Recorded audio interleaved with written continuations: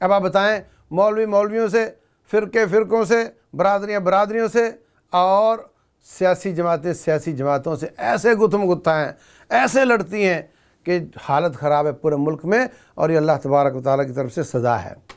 اللہ قرآن حکیم میں بیان فرماتے ہیں، فرمایا کہ قل هو القادر علی ان یبعث علیکم عذابا من فوقکم، اللہ اس بات پہ قادر ہے کہ اللہ اوپر سے عذاب نازل کر دے، او من تحت ارجلکم، یا نیچے سے لے آئے عذاب کو، او یلبسکم شیعا ویذیق بعضکم باس بعض، یا رب ذوالجلال تمہیں ٹکڑے ٹکڑے کر کے آپس میں جماعت کر کے لڑوا دے، اور ایک کو دوسرے کی پٹائی کروائے، دوسرے سے پہلے کی پٹائی کروائے۔ یہ بھی اللہ کے عذاب کی شکل ہے، اور آج ہم اس میں گرفتار ہیں۔ تو بجا طور پہ میں کہتا ہوں کہ بجائے کسی کو بلیم کرنے کے، ہم سب کو دعائیں بھی کرنی چاہیے۔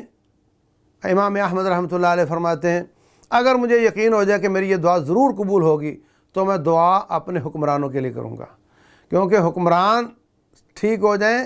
تو پورا ملک ٹھیک ہو جاتا ہے، علماء ٹھیک ہو جائیں تو ان کا دین ٹھیک ہو جاتا ہے۔ تو ہمیں علماء کے لیے اور اپنے حکمرانوں کے لیے دعائیں بھی کرنی چاہیے، اللہ ان کی اصلاح فرما دے۔ اگر یہ اصلاح کے لائق نہیں تو کوئی اچھا آدمی ہم پر لے آئے